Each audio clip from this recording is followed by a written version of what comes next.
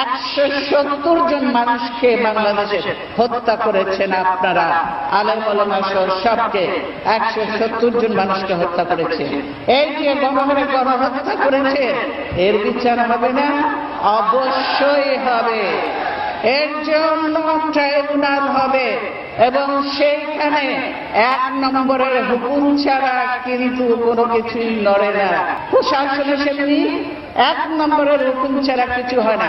কাজে 1 নম্বরের ব্যক্তি যে আছে প্রধানমন্ত্রী, এই ট্রাইব্যুনাল হবে একদিন এবং প্রধানমন্ত্রীকে সেই ট্রাইব্যুনালে হাজির হতে হবে, এই গণহত্যার জবাব দিতে হবে। ঐশ্বজিৎ নন্দীকে যে হত্যা করলো এই আওয়ামী লীগের লোকজন, কই তাদের একজনকেও ধরেনি। তা আমি তার বাড়িতে গিয়েছিলাম, তার বাবা মা বলেছে আওয়ামী লীগের লোকজন তাকে কুপিয়ে কুপিয়ে হত্যা করেছে, হসপিটালে গেছে, তাকে চিকিৎসা দেয় নাই, বিনা চিকিৎসায় রক্তপাত হতে হতে সে মারা গেছে। তারপরে পত্রিকায় লিখেছে নারায়ণগঞ্জের তৌকির ছেলেটা, এই ছোট্ট ছেলেটা কেন সেখানে এই যে আইজির কাজ করেছিল ইলেকশন হিসেবে, সেই জন্য এই ছোট্ট ছেলেটাকে শামীম ওসমান, ওই এলাকার গডফাদার, আওয়ামী লীগের সে নেতা, তিনি তাকে হত্যা করেছে।